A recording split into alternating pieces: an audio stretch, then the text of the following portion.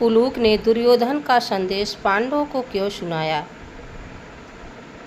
दोस्तों, दुर्योधन ने कहा, मैं तो यही उचित समझता हूँ कि हमें युधिष्ठिर के पास यह संदेश भेज देना चाहिए। हम उस श्री कृष्ण की माया से भयभीत नहीं होते। स्वयं हम भी वह सब कुछ कर सकते हैं जो उसने करके दिखाया है। हम भी रूप बदल सकते हैं। हम भी माया द्वारा आकाश में उड़ सकते हैं और इंद्रपुरी में प्रवेश कर सकते हैं। और यदि हम चाहें, तब शकुनी ने कहा, पहला दूत उनकी ओर से आया है तो अंतिम दूत हमारी ओर से जाना चाहिए। कर्ण ने कहा, इन बातों में क्या रखा है मामाश्री, अब तो हम रणभूमि की ओर कूच करने वाले हैं और वही उनके और हमारे बाहुबल की परीक्षा भी हो जाएगी। शकुनी ने कहा, हास्य रस तो तुम्हें छू ही नहीं सक गया अंगराज, परंतु मेरे विचार में यही ठीक रहेगा। दुशासन ने कहा, परंतु मामाश्री, आपके विचार में वहाँ किसे भेजा जाए? दुर्योधन ने कहा, यदि मित्र कर्ण को भेजा जाए तो कैसा रहेगा?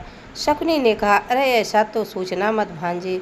यदि अंगराज को वहाँ भेजा गया और उनको उनकी कुछ कही हुई बातें बुरी लग गई तो ये तो वहीं युद्ध आरंभ कर देंगे और तब तक वहीं नहीं लौटेंगे जब तक विजय प्राप्त ना कर लेंगे। तो तुम्हारे और हमारे पास क्या होगा? इसलिए प्रिय दुर्योधन, मेरे विचार में पुत्र उलूक को उनके पास भेजा जाए ताकि युद्ध से पहले ये भी तो उन्हें देख ले। दुर्योधन ने कहा, यही उचित रहेगा मामाश्री, क्योंकि युद्ध के उपरांत भी वे देखने योग्य नहीं रह जाएंगे। शकुनी ने कहा, बिल्कुल ठीक कहा भांजे। इधर अर्जुन ने कहा, केशव, मेरे समझ में ये नहीं आ रहा है कि अब हम कौन सा संदेश लेकर दुर्योधन अपने दूत को यहाँ भेजा है। यह सुनकर कृष्ण भगवान हंसने लगे और उन्होंने कहा कि यदि दुर्योधन की बात तो समझने योग्य होती ही नहीं, फिर भी दूत भेजा है तो सुन लेना चाहिए। उलूक ने कहा, अभिवादन। युधिष्ठिर ने कहा, आपका स्वागत है शकुनी पुत्र उलूक, कृपया अपना स्थान ग्रहण कीजिए।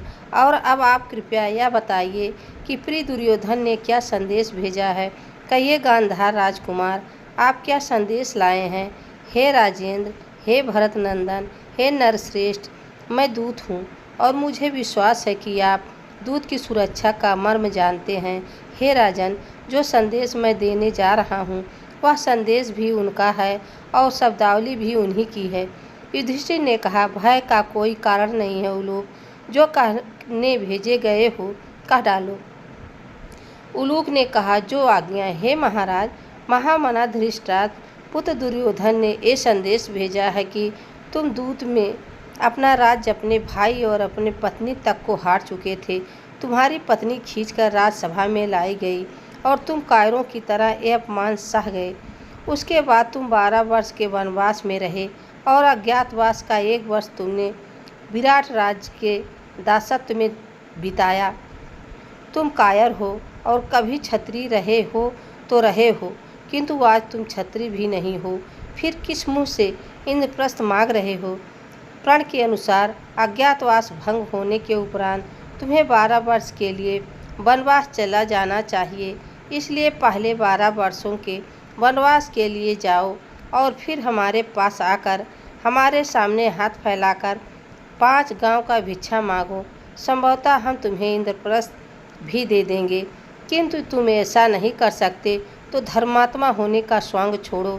तुम्हारे शांति दूत वासुदेव श्री कृष्ण ने तुम्हारे लिए 5 गांव मांगे थे। मैंने वह 5 गांव देने के लिए स्वीकार नहीं किया, क्योंकि तुम कपटी और अधर्मी हो। तुम्हें अपनी पत्नी के मान सम्मान से अधिक अपने मुकुट से प्रेम है। यदि ऐसा ना होता तो तुम शांति दूत ना भेजते, बल्कि हस्तिनापुर चढ़ आए होते। फिर चाहे तुम्हें इंद्रप्रस्थ मिलता या ना मिलता, चाहे तुम इन क्षत्रियों की तरह युद्ध लड़ते लड़ते वीर गति को प्राप्त हो गए होते, किंतु तुम्हारा पहला कर्तव्य प्रतिशोध ही था, मांग कर मुकुट पहनना नहीं था। तुम तो जो राज के लोभी निकले, चाहे वह मांग कर ही प्राप्त ना किया गया हो। जो व्यक्ति अपनी पत्नी के मान सम्मान की रक्षा नहीं कर सकता, वो क्षत्रिय तो क्या मनुष्य मात्र भी नहीं है। संदेश ये है, युद्ध को ध्यान से निकाल दो और जिस मायावी श्री कृष्ण की माया शक्तियों पर तुम उछल रहे हो, उन शक्तियों का हम पर कोई प्रभाव नहीं होगा, क्योंकि माया शक्तियाँ भी हमारे पास भी हैं और युद्ध में माया की नहीं बाहुबल की आवश्यकता पड़ती है। हे अल्पबुद्धि मूर्ख युधिष्ठिर, युद्ध को दिमाग से निकाल दे और विराट राज्य में अपना दासत्व जीवन व्यतीत कर। और कुंती पुत्र अर्जुन, तुम्हारे लिए यह संदेश है कि जिह्वा नहीं बाढ़ चलाओ। यदि इस जगत में अपनी झूठी प्रशंसा से ही अभीष्ट कार्यों की सिद्धि हो जाती तो सभी काम सिद्ध हो जाते, क्योंकि स्वयं अपनी प्रशंसा करने में भला कौन दरिद्र होगा। तुम्हारे साथ वासुदेव नंदन कृष्ण हैं, तुम्हारे साथ 4 हाथ लंबा गांडीव है और सब जानते हैं तुम्हारे जैसा कोई योद्धा नहीं। फिर भी मैं तुम्हें राज्य का अपहरण किया और तुम रोते बिलखते रह गए। मैं 13 वर्षों तक तुम्हारे राज्यों को भोगा है और आगे भी मैं तुम्हारे राज्यों को भोगूंगा और मेरे पश्चात मेरे पुत्र और मेरे पुत्रों के पुत्र भोगेंगे, क्योंकि यदि युद्ध हुआ तो मैं तुम्हारे साथ तुम्हारे भाइयों का वध अवश्य करूँगा। हे दास अर्जुन, जिस दिन द्रौपदी का चीरहरण हो रहा था उस दिन भी तुम्हारा गांडीव तुम्हारे पास ही था, और भीमसेन से पूछो उस दिन उसका बल कहाँ चला गया था। तुम लोग नपुंसक हो, नपुंसक, इसलिए कुरु महावीरों को ललकारने की मूर्खता मत दिखाओ, जहाँ हो वहीं पड़े रहो।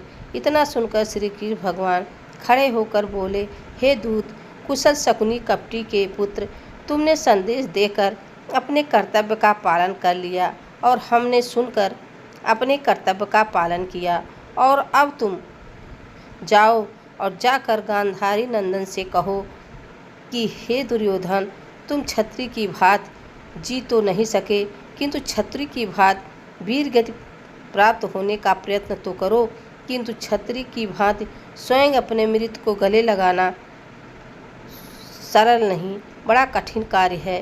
दोस्तों, यह वीडियो आप सबको कैसी लगी कमेंट में ज़रूर बताना।